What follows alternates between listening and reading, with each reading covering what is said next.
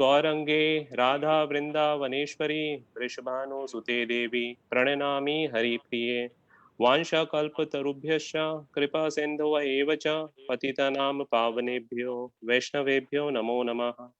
श्री कृष्ण चैतन्य प्रभु नित्यानंद श्री अद्वैता गदाधार शिवासादि गौर भक्त वृंदा हरे कृष्णा कृष्ण कृष्ण हरे हरे हरे राम हरे राम राम राम राम हरे राम हरे। Hare Hare.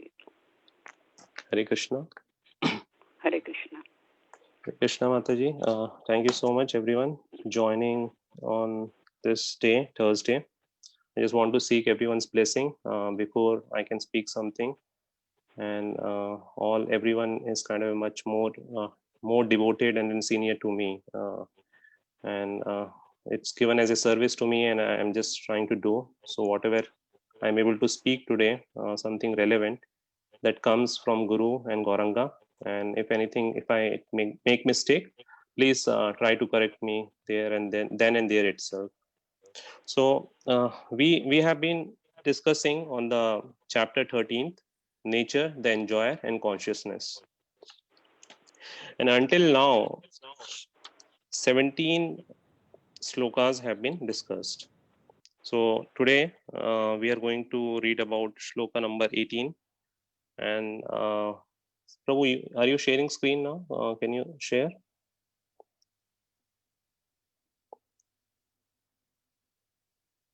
If others are looking from the book, it is on page number 548.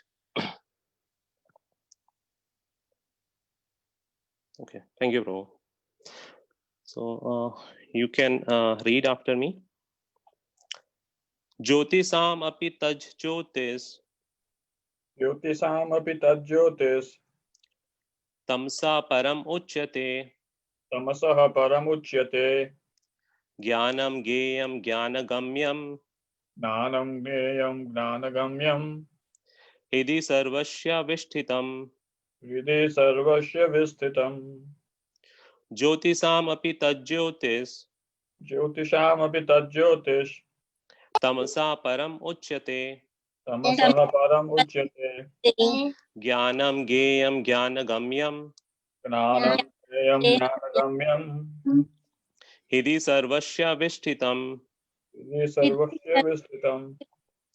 Jyotisam api taj jyotis ज्योतिषामपि तज्ज्योतिष् tamsa param uchyate तमसः परमुच्यते jnanam geyam jnanagamyam ज्ञानं ज्ञेयं ज्ञानगम्यं hidi sarvasya vishtitam. हृदि सर्वस्य विस्थितम्। Anyone want to repeat?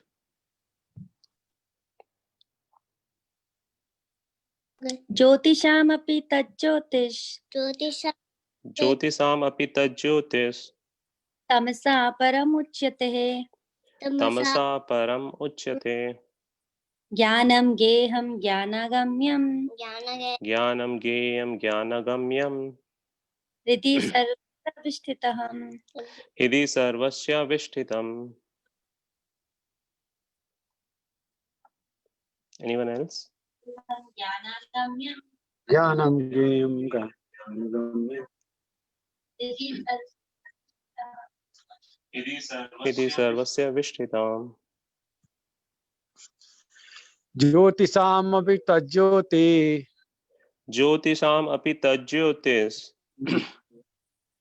तमसः परमुच्यते tamasa param uchyate ज्ञानं ज्ञेयं ज्ञानगम्यं jnanam geyam jnanagamyam हृदि सर्वस्य विष्ठितम्। hidi sarvasya vishtitam. ज्योतिषाम् अपि तज्ज्योतिस् Jyotisam api taj jyotis तमसा परममुच्यते tamasa param uchyate ज्ञानं ज्ञेयं ज्ञानगम्यं jnanam geyam jnanagamyam हृदि सर्वस्य विष्ठितम्। hidi sarvasya vishtitam.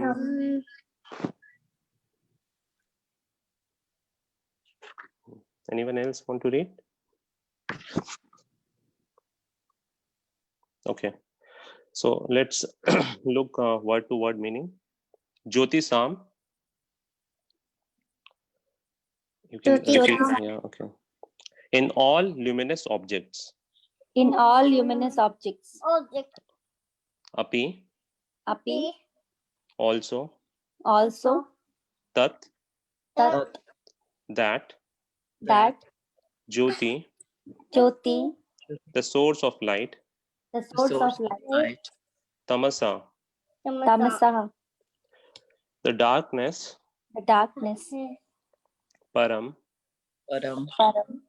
Beyond. Beyond. Uchyate. Uchyate. Is said. Is said. Jnanam.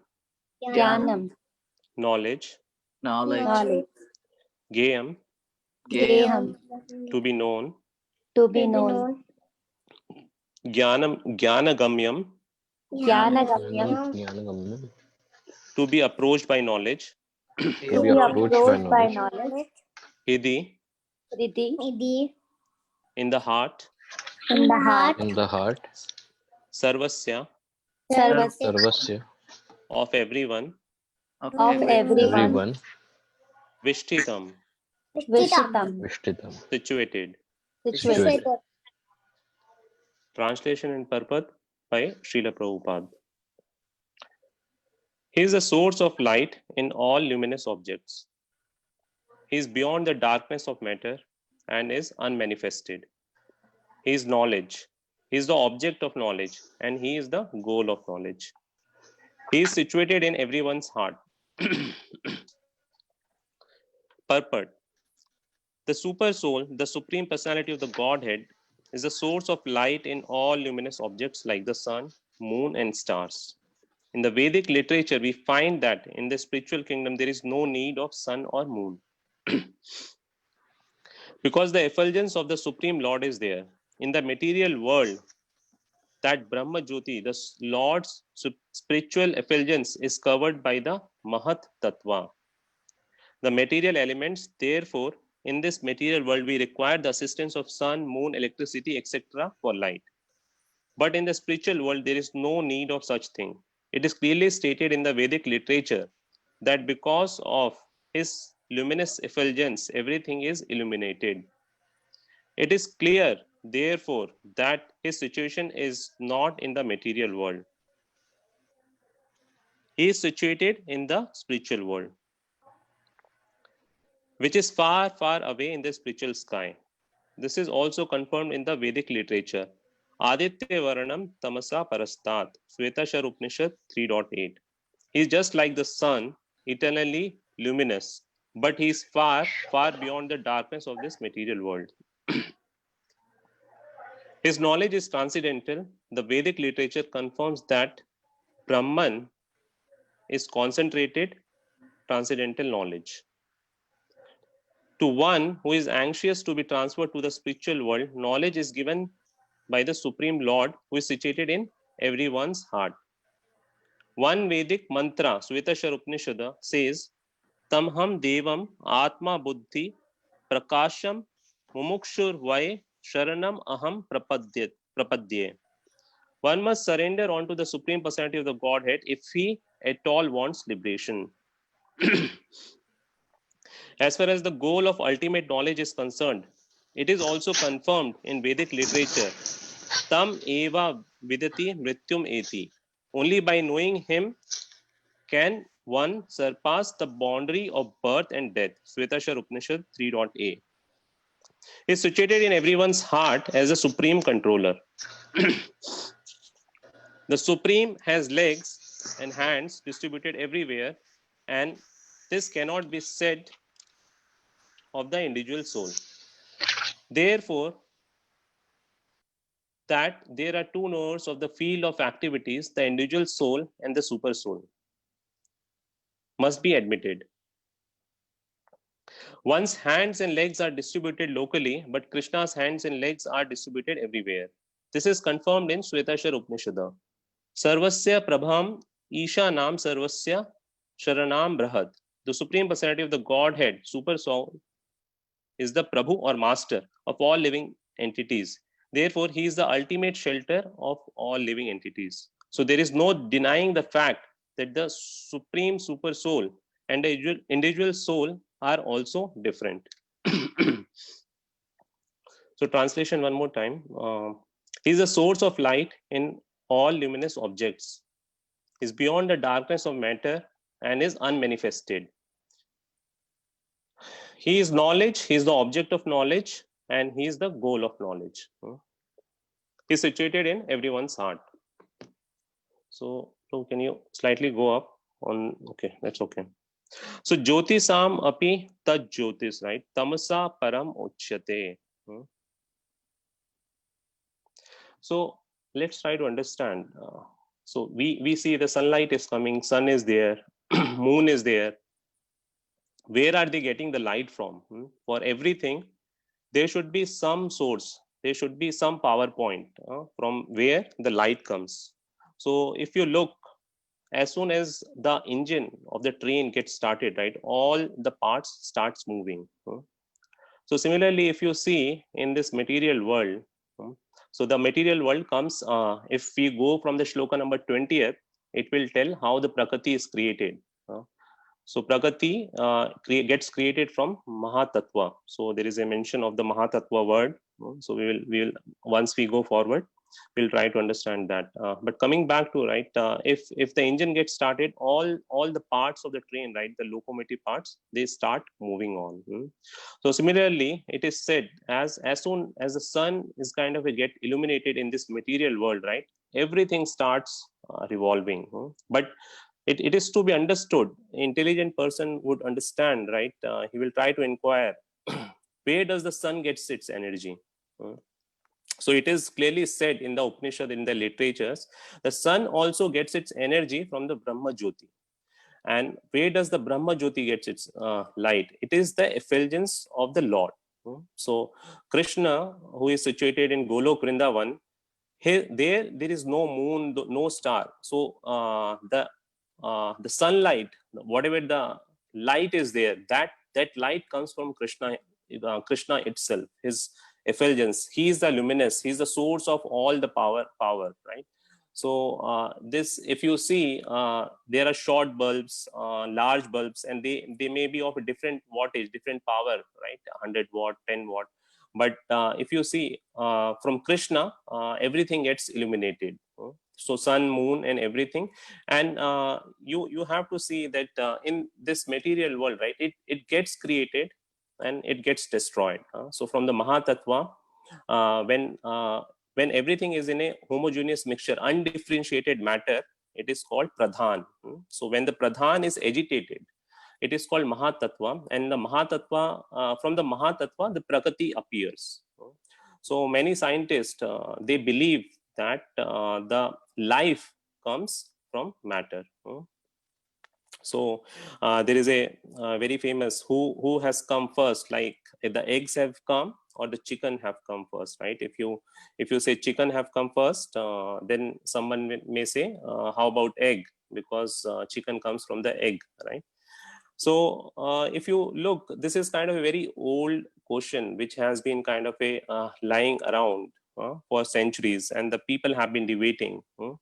So Christian theology, right, they try to explain that, see, everything has come from something who is very inconceivable in nature, and they cannot explain exactly how the whole thing has kind of been created. But if you talk about the scientist, the evolutionary theory or everything, right, they tell that it has come from the matter. But if you read Srimad Bhagavatam or other scriptures, it is clearly stated, right, the matter is different and the jiva is different. When the pralaya happens, everything, the jiva also goes back to Mahavishnu, and everything when is kind of a mixed together, it becomes Pradhan, and that also goes back to Mahavishnu. So based on, so why is this material world altogether, right? It has two purposes. So we have to understand what are the two purposes here. See, the purpose is not just only for the people who are rebellious in nature. So they have fallen from the spiritual sky just to keep them in jail, but also they have a chance, right, to get back to home.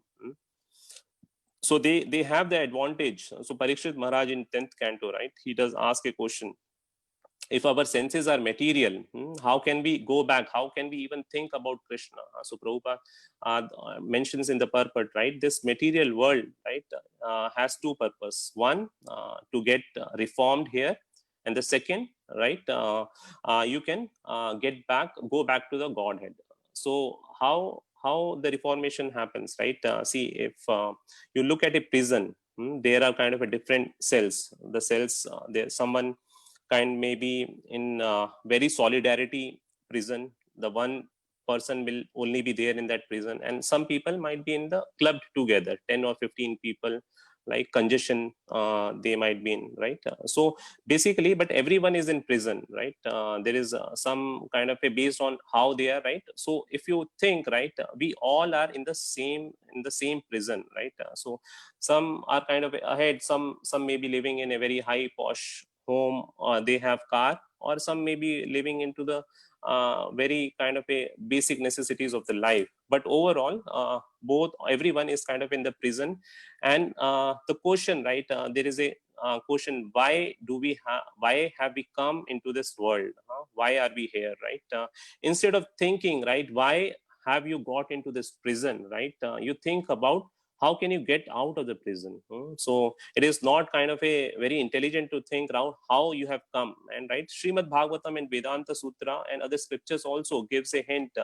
The scriptures tells, right, by chance that we have fallen here. Vedanta Sutra clearly tells about it. By chance you have fallen here. And Prabhupada also mentions in many purport, right, due to our rebellious nature, so we have fallen here. So what is that rebellious nature? We were kind of a jealous or whatever it is, right, because of something. So someone may ask, right, so in Vaikuntha there is no kind of a kunta, no envy. Then how can we have a envy there, right? So I was just contemplating on this thing, right, and I was thinking, right, Chaitanya Mahaprabhu, right, when he came 500 years back, and he Prakash Nanda Saraswati, he asked him a question, right? Instead of why are you chanting? Why are you chanting this mantra? Why are you going from one town to another town? And why don't you read Vedanta Sutra? Why don't you read all this Vedic literatures? Why are you doing all this, right? And he said that I'm very ignorant. My guru, right, who was a guru of Chaitanya Mahaprabhu, Ishwara Puri. So he said that that you chant this name, and Chaitanya Mahaprabhu tells that I am like very ignorant and I am very unintelligent. So I cannot read all the scriptures. So sometimes, right, when we keep reading and keep contemplating about all these things, so when the Lord has said, come, he has come 500 years back, and he has said that chant and Hare Krishna, right? Hare Krishna, Krishna Krishna, Hare Hare. Hare Rama, Rama Rama, Hare Hare. We are not ready to listen even now, right? Just 500 years back, right? So what is the guarantee that when we were in the spiritual world, we would not have kind of a rebelled against him, right? So even if a slight tinge, anything that comes into your mind, right, I think that is sufficient to fall down from there. So even still we keep arguing, why not this, why not this? It is Lord has given, right, the instructions what you have to do in this life. Just chant the holy name. Many scriptures tells about that. Just keep chanting, and that also we cannot do in a pure state. So we keep towards the end of the day, what is the purpose of every day coming 7 p.m., right, investing 1 hour? What is the whole purpose? Miss Chaitanya Mahaprabhu said, whoever is born in India, they have very, very special responsibility, right? Jare dekho tare kaho Krishna updesh. So how many of us, when we meet with someone, means we talk about Krishna, means you would see that there may people, they stand up, but they may talk about everything. What is happening about this? What is the political situation happening there? How is the coronavirus? How many cases have come? But how much we are able to distribute the name of the Krishna, right? So in the current situation also, we are not able to talk about the Lord. So it is very, very possible, right, by chance or maybe because of the rebellious nature, we might have fallen down from there. So that is the first thing, right? How our planet, right, which comes from the Mahatattva, all this material world, the cosmos manifestation, how does the light comes from? And this light is coming from Krishna, and that is from Brahma Jyoti, and Brahma Jyoti is the effulgence of Krishna himself. Tamasa param uchyate. So tamasa is the darkness, param beyond, uchyate. So beyond the darkness, who stays beyond the darkness? There is an eternal sky, eternal spiritual world, which is permanent. So that is the first link. Jyotisam api taj jyotis tamasa param uchyate. So the next line, what is there is a very, the term, if you read, right, jnanam geyam jnana gamyam, jnanam geyam jnana gamyam. So if you look, they look kind of very similar, but there is a kind of very, very subtle difference between the three. So jnanam, we read about the jnanam from 8 to 10, shloka number 8 to 10 in this chapter. So anyone would like to tell what is the first quality, or what is the first thing that was in the jnanam? There were 20 qualities. Amanitvam, adambitvam, Amanitvam, yes. ahimsa, shantirarvacham. Amanitvam Yes. is the first one. Yeah, so amanitvam stands for humility, right? So if you see that there are 20 qualities, so that is how that is a process of knowledge. So gayam, so what is gayam? It is the object of knowledge, and jnana gamyam is the goal of knowledge. So if you understand this, right, sometimes we may not be able to understand this. See, what is knowledge, process of knowledge, the object of knowledge, they are looking like the same term. Let's try to understand through an example, and then we will circle back what does it mean in the context of this shloka in Bhagavad Gita in this chapter. So suppose there is an engineering student, so he is just trying to study so mechanical engineering or a IT, whatever the computer science, right? So what is his kind of a object of knowledge? So his object of knowledge is whatever this field he is just trying to study. So computer science or mechanical engineering, right? And what is the jnana gamyam, the goal of knowledge? See, always it may not be the goal of knowledge as same as what he is trying to study, right? He may want to study because so that he can in the future earn money, he can get placed at some good company, right? So the goal of knowledge and the object of knowledge are the two different things in the case of a student, what we have kind of discussed, right? And jnanam is the science, the field of science, whatever the experiments he's just trying to do. So whatever the language he's trying to do, whatever is written, that is all the jnana in terms of the process, right? Java or mainframes, whatever he's just trying to read, right? So jnana, gayam, and jnana gamyam. So now we read about the 20 qualities, right? The 20 elements, what has been described from 8 to 12, by which you can differentiate between the body, kshetra, and who is residing within the body. And who is residing within the body? There is a knower and the superknower, right? So that, and within that, so what is game here? So game is who is residing within the body? Your soul and your super soul. To understand the relation between the soul and the super soul, the loving relation between the soul and the super soul, that is the object of the knowledge, right? And the jnana gamyam. So what is the jnana gamyam here? The supreme here, here the supreme object, right? Whatever the our, what is the supreme goal of this thing? To attain Krishna, right? There is nothing beyond Krishna, right? The Mayavadi sometimes tell beyond Krishna is the Brahma Jyoti, right? That is the personal effulgence. Their understanding is different, right? So that is our goal. And here jnana gamyam and gayam both are same. The object of knowledge and the goal of knowledge both are same in this case, because we are not differentiating. Our final goal is to attain the bhakti in the service of Krishna, right? To attain bhakti or to attain devotional service, to serve Radha and Krishna. That is our final goal. So our goal here, Krishna and the object of knowledge, right? To understand the loving relation between the soul and the super soul, both are kind of the same, jnana gamyam and gayam. And where is he telling? Where is he situated? Hidi sarvasya vishtitam. So he is situated in everyone's heart. So there is one more shloka. Where does he tell? So where is the Lord? He is clearly telling right now. If you see, tell right. Read here. Hridi sarvasya vishtitam. Hridi means in the heart. So he is situated in the heart. The super soul is situated. But unless before this, right, he has been indirectly telling. So indirectly telling Upanishads, the language of the Upanishads, Prabhuji was also explaining yesterday, right? It is not straightforward. The Jnanis, right, or they may be talking about the same subject. Like if we just try to again understand with an example, right? If I just ask what is 5 plus 3, so any student or anyone would simply come up with a very simple thing that 5 plus 3 is equal to 8. But a professor who is doing a PhD or something, right, or in a very higher class or 12th grade student, he may not like that. So, but when the same problem is given, right, A is a positive number greater than 2 and less than 4, and is kind of a positive number, and similarly B is also a number which is greater than 4 and less than 6, and what is the sum of A and A plus B? So something you rotate and make the problem tedious, and you are not talking directly about those numbers.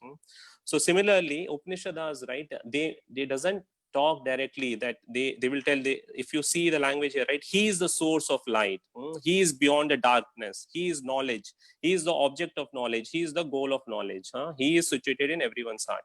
The term is used here, he, so he is a person, but they are not telling who is he here. So how do we get a clue about this thing, right? What is he? If you go back, so 10.11, right, and there the shloka tesham eva kampartham aham agyana jam tamaha nashyami atma bhavastitaha jnana deepena bhashvata. So who someone is kind of a reading Bhagavad Gita and hearing in the succession, right, in the Guru Parampara, and hearing from bona fide parampara, from the Guru, then they can understand this, who is he, means we may go somewhere, but we may not get a authentic knowledge. So sometimes it happens. So it is very, very important, right, we go to the right bona fide Guru and try to understand the subject matter. So there in that shloka 10.11, right, you see the word, there is a atma bhava sthita, and what is the translation of that? Let me read that. One second. So to show them special mercy, I dwell in their hearts, destroy the shining lamp of knowledge with knowledge, the darkness, right? So with the shining lamp of knowledge, he destroy the darkness. So he is clearly telling there, and if you read before their shloka, who is that I? So we have to understand, right? He who is situated here is talking it about Supreme Personality of the Godhead, the Paramatma. So that is until here. And just one more thing, right? Just to understand, the Prabhupada also explains that about the Gayam and the Jnana Gamyam. So sometimes they are a professional Bhagavatam reciter, right? So for them, they may be doing the Bhagavatam very, very sweet, but their Gayam, right? What is the Gayam there? The object of knowledge is Krishna only. But what is their ultimate purpose, right? They may not be doing the Bhagavatam free or something. They may be charging some money. So Bhagavatam Sapta is kind of a very common in India. So the ultimate purpose for them, Jnana Gamyam, is something different, to earn money. It's not to kind of a spread. So Prabhupada clearly explains about that. That's kind of a very interesting comparison by which you can understand Gayam and Jnana Gamyam. So I will just pause here for a minute and take any reflections, any comments, or any thought process here before we move forward.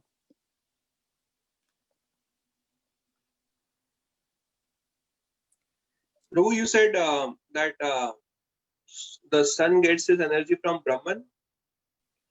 Brahma Jyoti, Prabhu. Brahma Jyoti. Where is that? Where is that mentioned? You have any reference for that? Yes, Prabhu.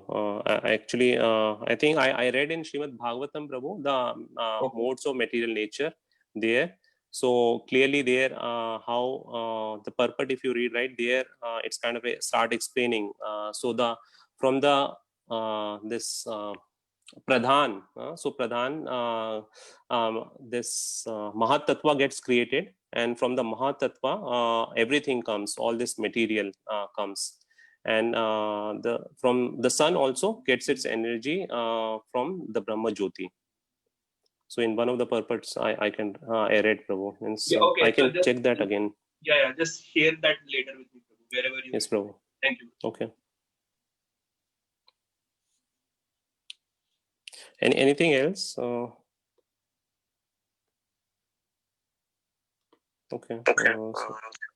So we can read the next shloka if we don't have anything, any comments or anything to share here. So 1 second. Okay.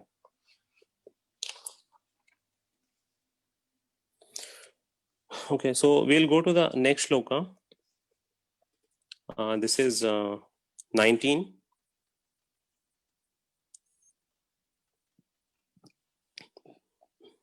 Yeah, thank you, Bro. So you can read with me this one, and we'll just read this one time. Iti kshetram tatha jnanam इति क्षेत्रं तथा ज्ञानं गेयं चोक्तं समाशतः गेहं चोक्तं सतः मद्भक्ता एताद् विज्ञाना मद्भक्त एतद्विज्ञाय मद्भावायो पपद्यते. मद्भावाय उपपद्यते इति इति thus thus kshetram, kshetram, the field of activities, the field of activities, tatha, tatha also also jnanam, jnanam, knowledge, knowledge, geyam, gneyam, the knowable, the knowable, cha, cha, also also uktam, uktam, described, described, samsataha, samasatah, in summary, in summary, madbhakta, madbhaktah, my devotee, my devotees, etat, etat, all this, all this, vijnana, vijnaya, Nyaya. after understanding, after understanding, madbhavaya, madbhava, Yaha. to my nature, to my nature, upadhyate, upapadyate, Padyate. attains. attains. Translation and purport by Srila Prabhupada. Thus, the field of activities, the body, knowledge, and the knowable have been summarily described by me. Only my devotees can understand this thoroughly and thus attain to my nature. Purport. The Lord has described in summary the body, the knowledge, and the knowable. This knowledge is of three things: the knower, the knowable, and the process of knowing. Combined, these are called Vijnana, or the science of knowledge. Combined, perfect knowledge can be understood by the unalloyed devotees of the Lord directly. Others are unable to understand. The monists say that at the ultimate stage, these three items become one, but the devotees do not accept this. Knowledge and development of knowledge mean understanding oneself in Krishna consciousness. We are being led by material consciousness, but as soon as we transfer all consciousness to Krishna activities and realize that Krishna is everything, then we attain real knowledge. In other words, knowledge is nothing but the preliminary stage of understanding devotional service perfectly. In the 15th chapter, this will be clearly explained. Now to summarize, one may understand that verses 6 and 7, beginning from Mahabhutani and continuing through Chetana Dhrita, analyze the material elements and certain manifestations of the symptoms of life. These combine to form the body or the field of activities, and verses 8 through 12 from Amanitvam through Tattva Janarthan Darshanam describe the process of knowledge for understanding both the types of knower of the field of activities, namely the soul and the super soul. The verses 13 through 18, beginning from Anadi Mat Param and continuing through Hidi Sarvasya Vishtitam, describe the soul and the supreme lord or the super soul. Thus, three items have been described: the field of activity, the body, the process of understanding, and both the soul and the super soul. It is specially described here that only the unalloyed devotees of the Lord can understand these three items clearly. So for these devotees, Bhagavad Gita is fully useful. It is they who can attain the supreme goal, the nature of the supreme Lord, Krishna. In other words, only devotees and not others can understand Bhagavad Gita and derive the desired result. So translation just one more time. Thus the field of activities, the body, knowledge, and the knowable have been summarily described by me. Only my devotees can understand this thoroughly and thus attain to my nature. So here, right, the Gayam part is just getting finished. So from in the first shloka, right, Arjuna asked question. So he asked 6 questions, and until now, if you look, Kshetragya, there are 2 things that has been answered. The knowledge, process of knowledge, that has been answered. Jnana, which is, and the third thing, who is the knower of that, the Gayam, the object of knowledge, that has been answered. From Gayam is from 13 to 19. So here this is just talking it about, right, the summary. Now Krishna is just talking it about all the 3 things, and he is just also putting the summary importantly. Right now he is telling what we have talked until now, and he's again in the, this is a hardcore jnana section, and he's again telling that only my devotee can understand this. Mad bhakta etat vignaya. So only my devotee can understand this. So it is again, and the first time, right, where does the reference of the devotee comes in again 8 to 12, right, 11th shloka, the mention of the bhakti comes. And what do we say there? There, anyone knows about that? Mai cha ananyena yogena bhaktir avyabhicharani. So only by my unalloyed devotion, so you can attain me. So that is again, so 2 times in this chapter, right? I have Prabhuji, one question I had Yes, Prabhu. about this. Yes. It doesn't say that only my devotees can attain this. It says my devotees will understand my nature after understanding this. Yes. Okay. Yes. Yes, Prabhu.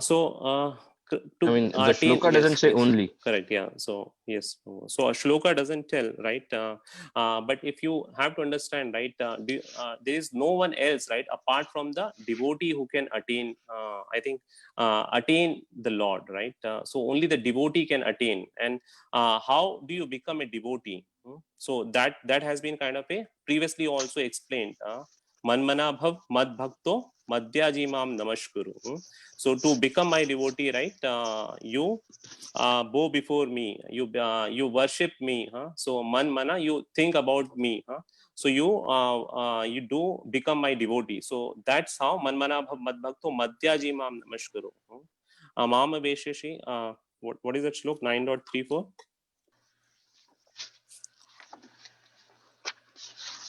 Anyone? Mama Vesheshi Yuktvevam Atmana Mat Parayana. So engage your mind, always thinking of me, become my devotee, offer obeisances to me and worship me. Being completely absorbed in me, surely you will come to me. So this is that these things, right? Who can do, Prabhu? This can only be done by a devotee. And when we can attain Krishna, when you are in pure Shuddha Sattva state. So that is being talked about here. Any other comment, Prabhu?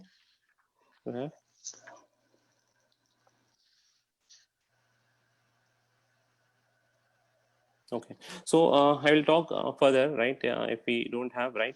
So how do we get bhakti? So see, sometimes we think that we can get bhakti simply by reading all the scriptures or other things, or doing some kind of a other process, right? But clearly, right, it has been described that you can get bhakti when you have the mercy of devotees, right? When you go in guru, you can get the mercy of a guru. When you are kind of very much serious about that, Paramatma within from your heart inspires. So he's a Chaitya Guru also. So he will inspire. He will find a way for you, that he will find someone who can you meet, and you can meet that person. See, so one thing happened, right? There was one person in, I think, in Russia, and he was a butcher, and I think he was kind of very tired, and then he came outside the butcher house, and just sitting outside, and people, right, they keep doing the sankirtan, and the one page of one of the books, right, it flew and fell on his face, and he was just lying there, and his whole cloths were kind of full with blood. And then he kind of become really inquisitive. He read that thing, and then he just walked all around nearby area, and then he saw there were people who were doing sankirtan. And then he inquired about that, and he asked, where is the temple, and where exactly what you are distributing. And later he became Prabhupada's disciple. So he kind of left everything. And but if you have a sincere desire in your heart, right, so Paramatma, as a Chaitya Guru, he will inspire, he will find a way for you. Sometimes many people, when they are born small, young kids in our congregation, right, you would see that they are kind of a they know a lot of things. They recite shloka. They are able to learn, right? So we don't know, means they may be just small in the age, but they may be very senior Vaishnavas. We don't know from where they are continuing their goal, or what they have left in their previous life. So this we have to understand, and it is clearly said what is meant for this life, what you have to do in the age of the Kali. The simplest and most important thing, right? This jnana section we can read every day, we can understand, but chanting of the holy name. So when we take japa mala in our hand, we think when we start, it's kind of a very easy thing to do.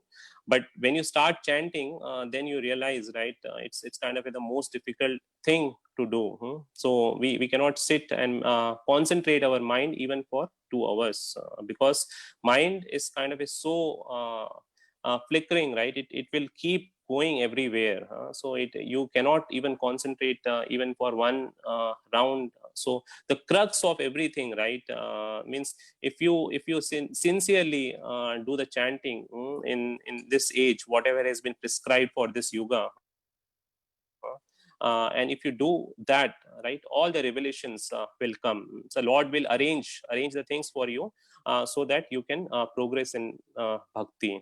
So it is said, right, Prabhupada once said, jokingly he said, right, you can have 20 men in one room, but 2 women cannot stay together. So just day before yesterday, right, where we had Pandava Nirjala Ekadashi. So I was hearing one of the kathas, and there it was said, right, if you see Maya and Bhakti, both are kind of a woman. So if you have Bhakti, so if the Bhakti comes, the Maya will automatically go away. And what is the easiest way to get the bhakti? So the easiest way in this age is to do Ekadashi. Ekadashi is, that's where it is kind of very very much said, right?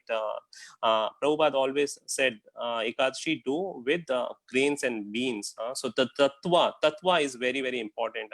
Sometimes we think that, oh Prabhu, I'm kind of doing Nirjala and other things, right? And just we are talking it about all this thing, but how we are spending the time, right?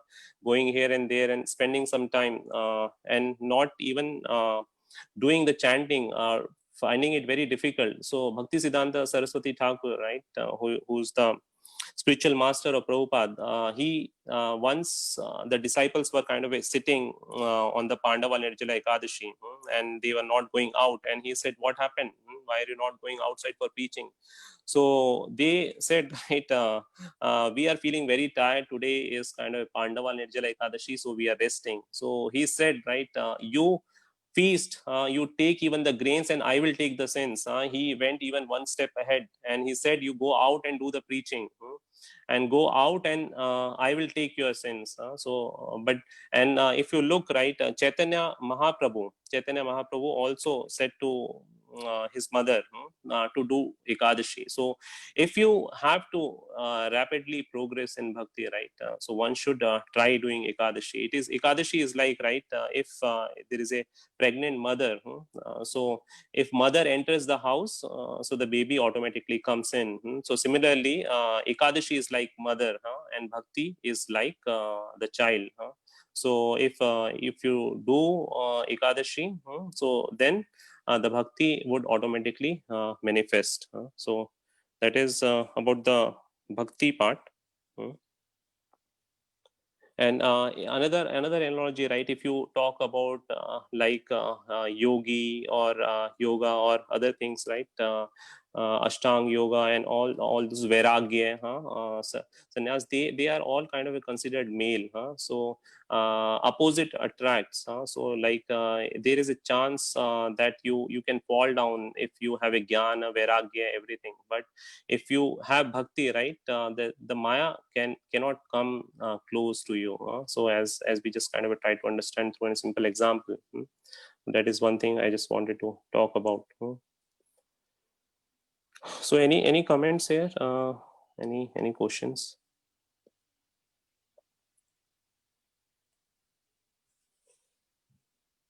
This is what we have in this thing, and this part will complete the Gayam part, and from the 20th shloka, the next shloka, right, the description about the Prakriti would start. So how this nature gets manifested, what happens to how the living entities come, and after a certain time, so everything gets annihilated. So those answers will get answered into the next thing.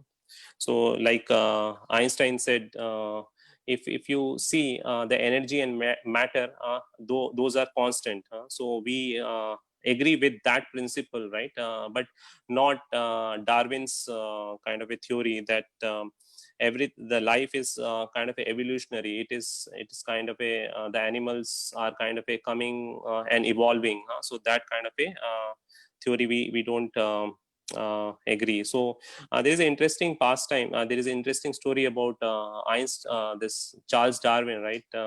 He was an atheist, and some people think, right, after he wrote this theory, the evolutionary theory, after that he became atheist. But that's not the case. So early in his life, right, he had a lot of problems. And lot of problems, like he had a lot of disease or something, and he was going through a lot of pain in his life. And I think when his daughter was very young, she died, and that kind of traumatized the more. And he was telling, right, what kind of a god is he? How can a god take such a beautiful child away from me? And if you read his biography, and read the letters which he has wrote to his relatives, his friends, right, you would understand that he became atheist even before writing the evolution theory. So the question, right, why if the god is there, why would he do something evil like that, right? If we don't have the right understanding, you would see there are many people who have turned away from the god because of that reason, right? And if you just hear, right, Christianity or Muslim or other religions, right, they cannot explain so why a person is kind of a suffering. So why someone is just born and he have kind of such kind of a sometimes some disease, or he's not able to see a child, so that child just born and he's just suffering. So the other religions, they do not have the in-depth explanation about those things. So but if you read Srimad Bhagavatam or Bhagavad Gita very very detailed and in a bona fide parampara, then you would really understand why the living entity in this world is kind of a suffering. What is the reason behind that? So that you would be able to understand that. Anything else anyone would like to add? I liked your analogy, Damodar Swarup Prabhu, that in the prison there are different kind of prisoners. There are, white collar prisoners who are more comfortable, Yeah. and then there are ones in solitary confinement, and then there are different levels of. But it's still a prison, Prison, yes. whether you're living comfortably or whether you're living alone in solitary, you're still living in prison. Yes, Madhu. But Sometimes we think when we are here, right, means we look others and we think they are kind of in a comfortable condition, and sometimes we just get deviated. exactly. But if we look from that, right, everyone is under the grip of the prison. This kind of very very big prison, and someone has just more facilities to enjoy. Mhm. Yeah. So just because you have more facilities to enjoy doesn't mean you're not still in prison. Yeah. But like you said, Krishna also gives the direction how you can get out of it. Yes. Yeah. So this prison is kind of a for the two things, and Parikshit Maharaj in 10th canto just asked very intelligent question, right? Means if someone has material senses, how can he even think about the Lord? So this world, right, it is the purpose of two things. One is from the reformation, and one you can get back to Godhead, and that's where someone who still wants to enjoy, even they doesn't get go back, they just keep coming back. And even when the pralaya happens, the living entity is again goes back to Mahavishnu, and the Mahatattva also goes back to Mahavishnu. And when the creation happens again, based on their karma, based on their desire and the will of the Supreme, what they are entitled, they will get one more birth. So we have to understand. But if we just go too deep into everything, what if we do this karma and this result in this fruit, so that's where it is said the easiest of everything, jnana, everything of karma or of yoga, the easiest of everything is bhakti. So everything, if you just think from the perspective that it is in the service of the Lord, it is for the pleasure of the Lord, then I think we don't have to think too much anything about that, and everything thing will just get aligning right. I have one comment. Yes. So as you're mentioning about the prison, so Jayadvaita Maharaj mentions as I was also thinking, even before coming into this material world is a jail, we say that it is like a prison. So we have to go through a 9-month prison of a material mother. So Jayadvaita Maharaj mentions that even if you are in the womb of a rich mother, or if you are in the womb of a poor mother, you are going to suffer the same. It's not something you have extra cushion, something if you are a son or a daughter of a rich mother going to be. So just wanted to share, I like this part. He shared that. Thank you. Yeah.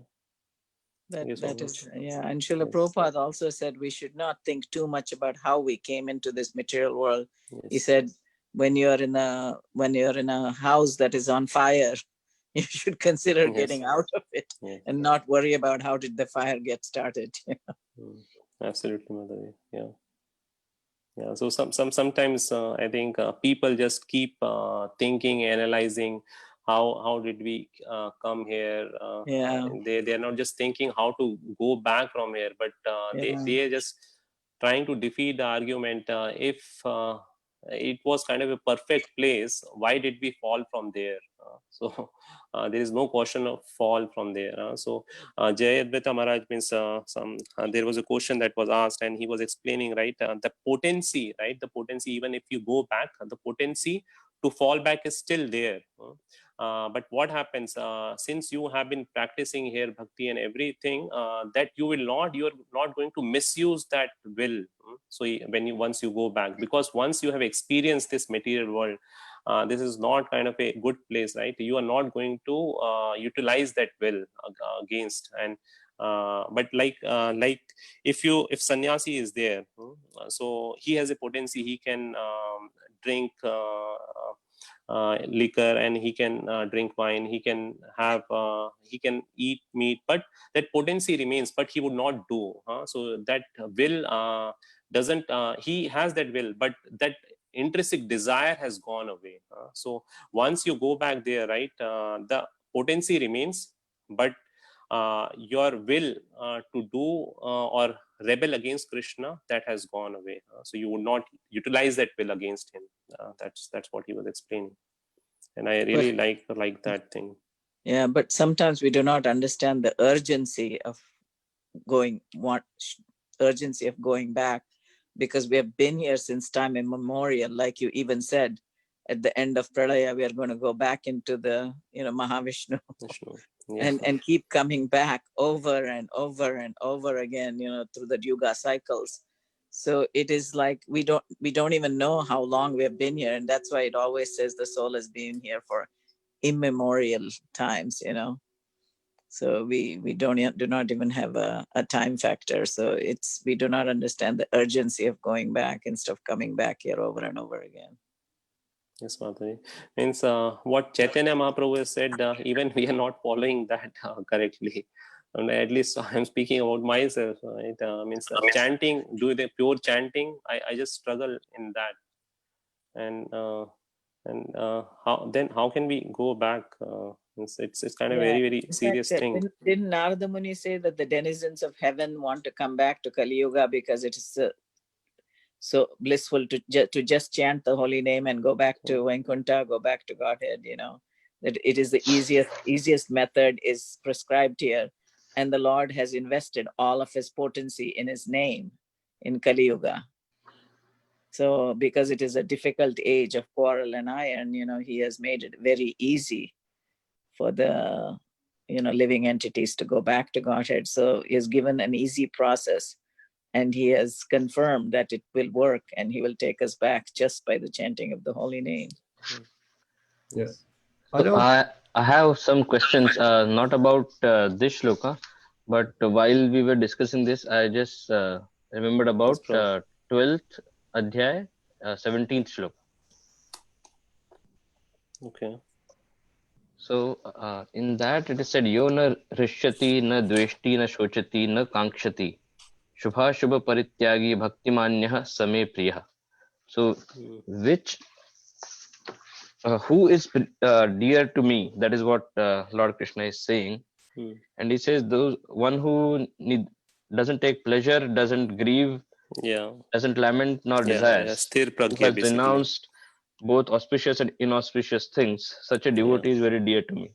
So my question is, when a devotee is taking pleasure in reciting the shlokas or doing the japa or doing the bhog or doing the arti, does that count in this rejoicing and attachment? Or so those are Krishna is saying that you have to be beyond all of this, likes, dislikes, rejoice, grief.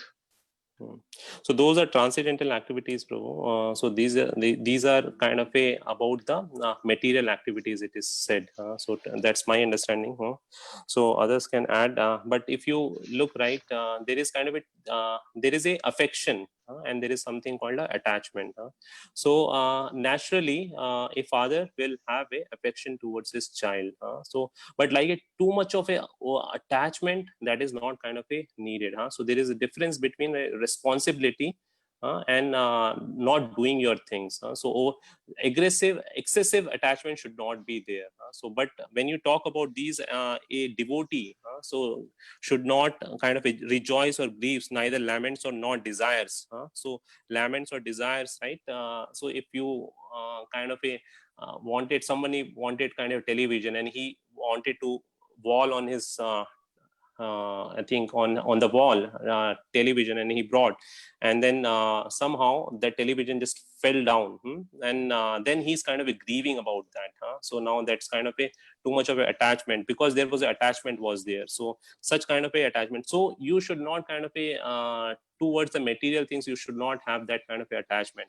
But sometimes now someone very intelligent may question like now should we have attachment towards our family, or so there is a distinction between your responsibility and your affection and your attachment, right? Naturally there would be affection, and that affection, and if you have to kind of teach your child or something, you have to give your education, you have to do that, and you cannot tell that I am not attached to my child, I will not provide anything, and let it grow, and let them kind of grow like this thing, that I don't have any kind of a responsibility to that. That is kind of evasiveness, or actually running from your responsibility. So when a devotee performs kind of a kirtan or something, those are not kind of a considered on the material platform. So those are No, considered all the that is fine. I transcendental mean, doing activity. it dutifully, I understand. Yes. But when you are actually gaining pleasure by singing songs or chanting shlokas, so, and on the other hand, someone might gain pleasure by watching something that is not considered pious. Yeah, but that's right. Does that change the pleasure, the feeling of pleasure itself in each of these two? One is a devotee, one is clearly yeah, not. I understand. I get that. So Bhagavad Gita clearly answers that question, right? When you have the material pleasure, right, you have to get the result of that. As the sources of misery gets in contact with the sense object, there is a end and begin and end of that. So someone definitely, if someone is enjoying sensual pleasure, there is a pleasure in that. Someone is watching a movie, there are pleasure to his eyes. But what is that cinema? There is a opaque light. Light is running on an opaque object, and someone is blinking his eyes, and they are laughing, and they are kind of tired throughout the week, and for 3 hours they want to go, and once they come out of that thing, they are again back to the normal thing. So that happiness doesn't last. It is because of contact of your senses with the sense object. So in, I think, 5th chapter, there is a shloka which mentions about that. So whatever your pleasure comes on this material platform, it has a begin and it has a end. But whatever the pleasure you get on the in bhakti, that is transcendental. So that doesn't have any end. So that keeps increasing. So like if you see how many right, Prabhu, you chant, you do the chanting, Prabhu? No. No, Prabhu. I'm yet to start. Yeah, please, Prabhu, you should start that.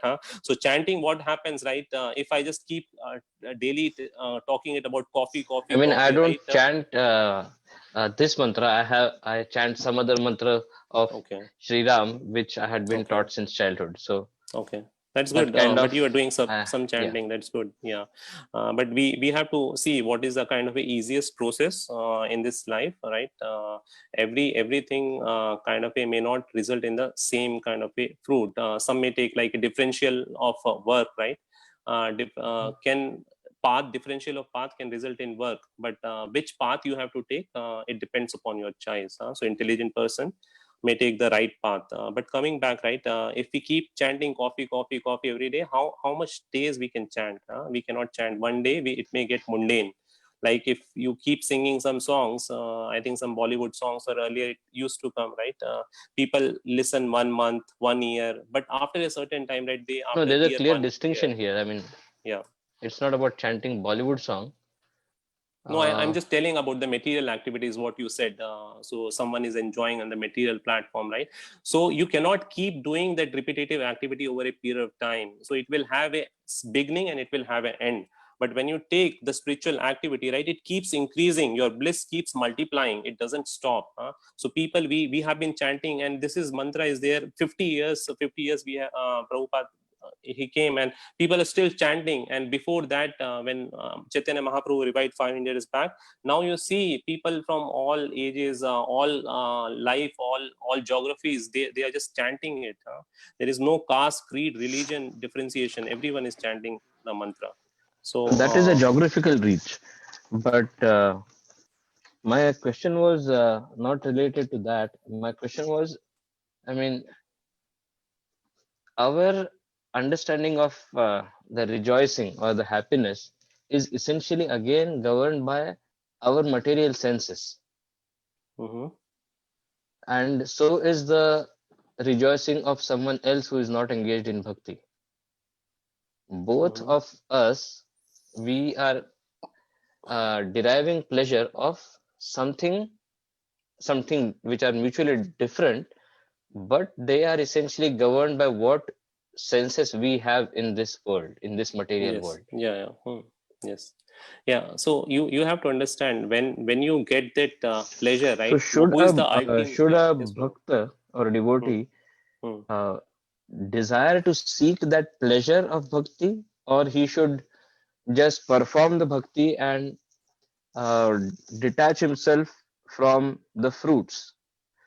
So when we say that by doing the bhakti we should attain the Godhead, that itself is a desire of us. So we are not so that's kind of wonderful. We are not question, detaching from our karma. Yeah, so I think that's kind of a asked earlier also. So here is the understanding, right? Pyari Prabhu also once answered about this thing. See, what we are, there are stages for the bhakti also. So what state we are in, right? It is okay if we want to go back to the Godhead, right? We are not in a Shuddha Sattva state. The devotees like Yashoda Mai or whoever, Nanda Maharaj, they don't think what would be the end benefit. They just want to serve the Lord. So your understanding is on a right path, Prabhu. You are just understanding it on the right. But when we are in such a contaminated state, right, when we are not even able to follow what his Lord has said 500 years back, right, and what is written in the Bhagavad Gita, Srila Prabhupada is just reiterating that, right, and we are not able to follow, it is okay to think that we just want to get out of this thing, right, out of this thing and go back to the Godhead. But what is your ultimate state, right? You don't think about, right, where you are. Either you are in hell, you are in heaven. You just want to serve the Lord. So Bali Maharaj, right, he went against his Guru Maharaj. Who was his Guru? Shukracharya. And he kind of denied, he did the Guru Avagya, but still he kind of stick to his vow. And what did the Lord do? The Lord is kind of protecting him going into the Patal also. So that's kind of a thing. But your understanding is right. But that is that stage comes in the very, very ultimate state, Prabhu. For us, if you can practice that is well and good, right? You don't desire that. You should not desire any fruits out of the bhakti. That's a kind of a right understanding, and not even think that you want to go back to Godhead. But what state we are in, I think I just want to be personally. I want to go back to the Godhead, but I think your understanding is correct. Oh, Hare Krishna. Quick time check. We have another meeting on Zoom now. Sorry. Yeah. Thank you, Prabhu. Upendra Prabhu, that answers. Yes, it does. It does. Yes. Thank you, Prabhu. And Prabhu, please chant, Prabhu. No, I chant. Okay. It's like it's also another form of avatar of Lord Krishna. So yes, Prabhu. Yeah. Sure, my Prabhu. understanding is that both will give me the same amount of soul cleansing, which all of us need, whoever came in this material world. Okay.